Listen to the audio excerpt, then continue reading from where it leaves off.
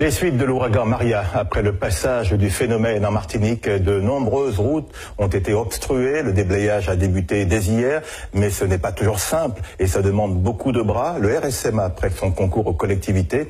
Aujourd'hui, 3 équipes étaient sur le terrain à Balata, Saint-Joseph et le Gros-Morne. Au Gros-Morne, au quartier Rivière-les-Ardes, les militaires sont intervenus pour libérer l'accès d'une route jusqu'ici bloquée et qui empêchait une famille de circuler depuis 2 jours. Delphine Besse, Olivier Nicolas Duclos. À environ 1,5 km plein nord, on a un foyer qui est complètement bloqué à cause de la végétation qui bloque les axes. Attention tout de même, la sécurité avant tout. Ils ont entre 18 et 25 ans. Et pour la plupart de ces jeunes gens, c'est le baptême du feu, des coups de main après cyclone. Tous sont là sur la base du volontariat. Ce matin, ils sont une trentaine, à partir au secours d'une famille installée à l'écart de toute habitation au Gros-Morne. Pour arriver sur site, un bon kilomètre de marche à travers la forêt. Sur place, un sacré boulot les attend. Ils ont un axe à libérer qui a une étendue d'arbres couchés d'environ 500 mètres. Le but, c'est de secourir une personne dans son habitation qui est à peu près à 600 mètres. Les militaires ne sont pas les seuls au travail ce matin. Dans le nord, 80 d'entre eux sont déployés. Et ils sont une soixantaine, partis à Saint-Martin dès le lendemain d'Irma. Les équipes qui s'y relaient tous les 15 jours participeront au travail de déblaiement, puis de reconstruction pendant plusieurs mois. La mission semble une révélation pour certains. On a demandé qui est-ce qui était partant pour pouvoir venir déblayer.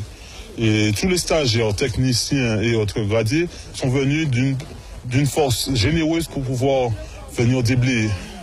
Il y a du courage. Oui, il y a toujours du courage. Amen.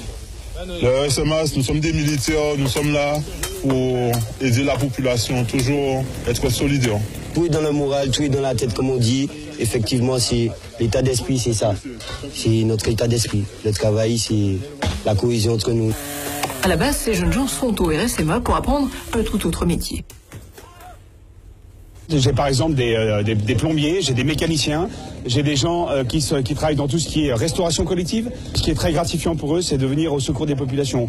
Beaucoup des jeunes qui viennent chez nous ont une piètre image d'eux-mêmes et ils sont en train de restaurer cette image par l'utilité qu'ils peuvent apporter aux populations.